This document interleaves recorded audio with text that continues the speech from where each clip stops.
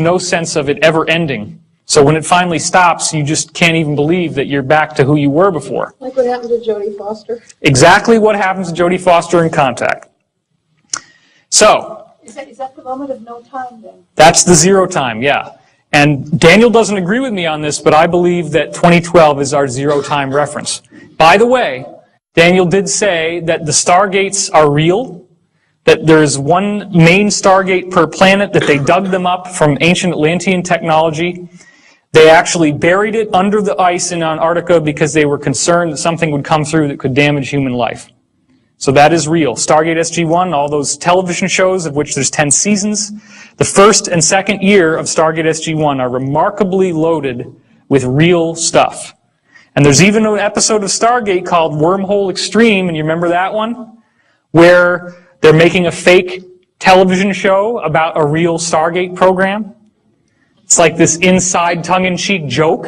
And everybody watching the show kind of knows, okay, they're telling us something here. There's something real behind all this stuff. Well, it's true. Why do they do that? Okay, that's a very good point. The reason why they do that is that you hide the truth out in the open. So that if I go into this lecture and I'm telling you all this stuff, you can just say, oh, well, he's just into Stargate. You know, he's just watching television shows. But in fact, this was really cool. One time, I was sitting down with Daniel one day, and we're talking about the looking glass. And this has a little orb that appears when you're looking at a particular place, and it's a ball of light. So they gave it this really weird name. They call it an outer band individuated teletracer. Okay? Outer band individuated teletracer. And they shortened it to the word obit. Outer band individuated teletracer, an obit, right? So then we're thinking, all right, this is what they always do, right? They hide this shit out in the open. Let's go Google outer band individuated teletracer and see if there's anything there. I couldn't believe it when we went on Google after he just told me this. He had no idea either. And boom, Outer Limits. There's an episode of the Outer Limits called Outer Band Individuated Teletracer. Wow. And it's all about this stuff. There was a show, he was actually really interested in me too, because I seem to have some sort of psychic connection to these things. He says to me one day, what do you think a TVG is? I said, time vector generator. How did you know that? You're right. I don't know. Yeah. So I did not go to Montauk. I've never sat in the chair. Somebody asked me that. Were you in the chair? No. I was just very, very fortunate by some kind of crazy synchronicity to meet this guy. I wish he would go forward, but he doesn't want to. He did tell me, by the way, that they have found life on other planets. He said that the moon Io around Jupiter has little creatures crawling in the rocks.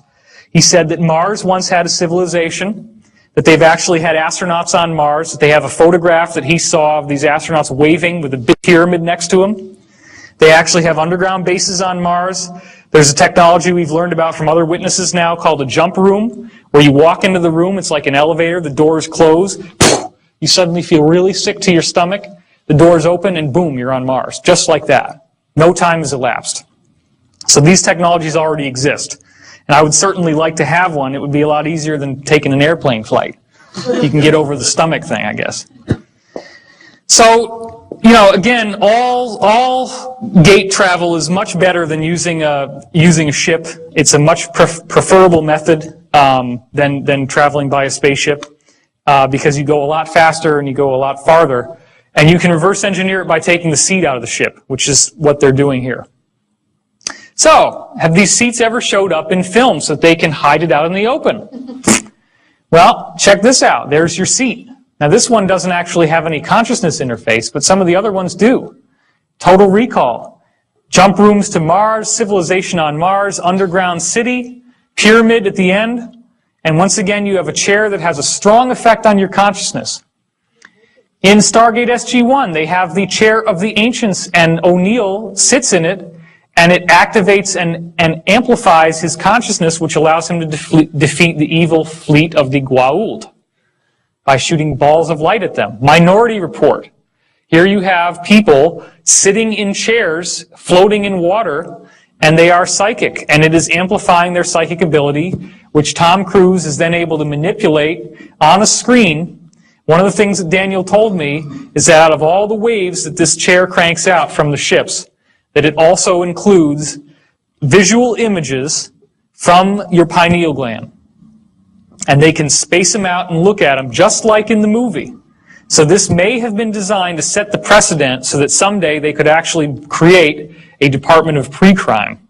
Now what also is very interesting is that the witness testimony we have of people going through these wormholes shows us that it looks like little light bulbs lined along the sides as you go inside. So that right there is not an accident. We've already got pre-crime in Britain. Really? Jim Moss has been talking about it. Oh, how about that? Jim Mars has been talking about pre-crime in Britain, he said. Okay, X-Men is another one. You remember Cerebro? Where he wheels up to this thing. This is actually the antenna at Montauk, except that it's a octahedron, 2 Egyptian pyramids base to base. But the same basic idea. There's a chair in there. You put this little helmet on. This is where you sit. And then it amplifies your psychic ability. That's what allows him to be able to find the missing mutants when they go missing. It's what allows them... You remember that one scene in X-Men where one of the whole movies, actually, the plot is that there's an evil force that's going to harness his consciousness to get him to run the chair and basically kill everybody who's a mutant on the planet with the psychic amplification. So this is all based on this real technology. Now here's what was strange. This 20-year loop has a bad side effect. When the Philadelphia experiment happened 20 years ago, there was an enormous amount of energy released. That energy reflected through the time domain. It got stuck in the time domain. An enormous, almost a nuclear release of energy was caused in the Philadelphia experiment, or the Rainbow Project, in 1943. There's a 20-year harmonic, and during certain favorable points in the harmonic, if you have a huge energy release, you're going to get another one down here, and you have a conduit or a gateway between those two areas. Okay? This is bad. We don't like this. This is called a rift. It's very dangerous. It's very serious. 1943 created a rift 40 years later with 1983, I guess somewhere around here. And 1983 was when a creature got through, August 13th, 1983, and trashed the entire base. And destroyed the Montauk base, destroyed the chair. It just so happens that Daniel called in sick and wasn't at work that day.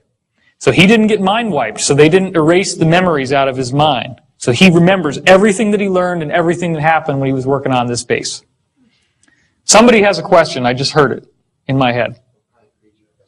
What kind of creature? The creature was based on the movie Forbidden Planet, which was the monster from the id.